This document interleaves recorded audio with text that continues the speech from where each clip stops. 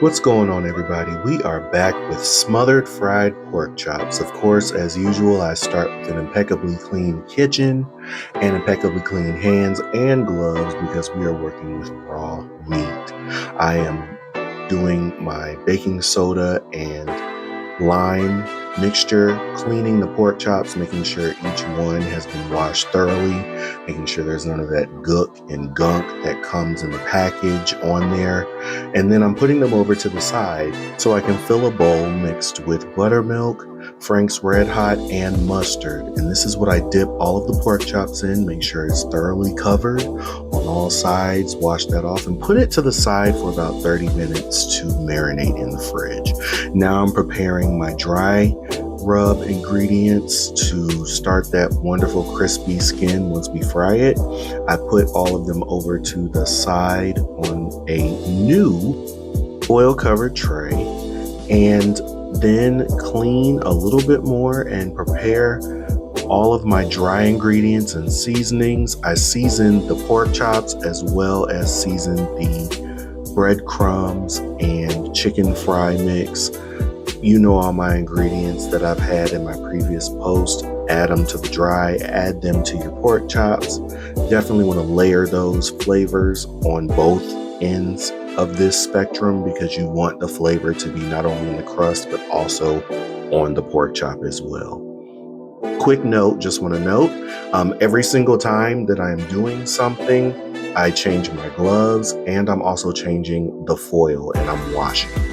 Now we're going into the actual cooking process. I added some vegetable oil and olive oil because olive oil will help bring that temperature higher because it has a higher cooking point. Another quick tip is that I put an onion in everything that I fry because the onion adds flavor to your oil and that will add flavor to the food that you're cooking.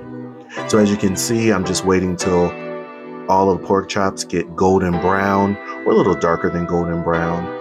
Take them out, put them over to the side.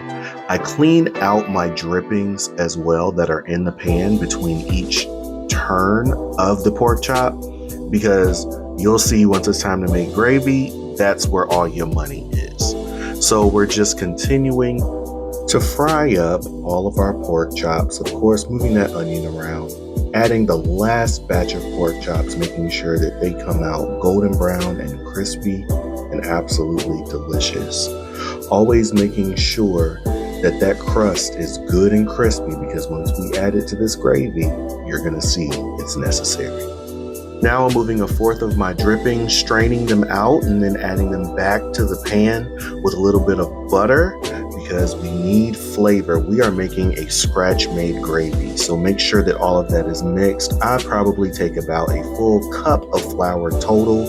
I add it in maybe fourth sections and just mix it, mix it, mix it. Turn that heat down to about low and just continue to stir and mix, stir and mix, stir and mix. As you can see, as time elapses, it gets darker. You may feel like it's about to burn, but it does not. Just watch it because there's a close moment between burnt and dark. What I then did is I added my flavor elements. I added some onion and some garlic. Then I added some chicken stock and water. And what you want to do is add your seasonings at this point too. Make sure that you are tasting your gravy as you are adding them in. Do not go heavy-handed with salt and all these seasonings because what you're going to do is over salt your gravy. So as you continue to mix, add your seasonings, taste as you go, add water, add broth, add sherry, add cooking wine, whatever you want to your gravy. Then once it gets to your favorite taste profile, start adding your pork chops back in. Let them simmer for maybe about 10 to 15 minutes and now it's ready to plate.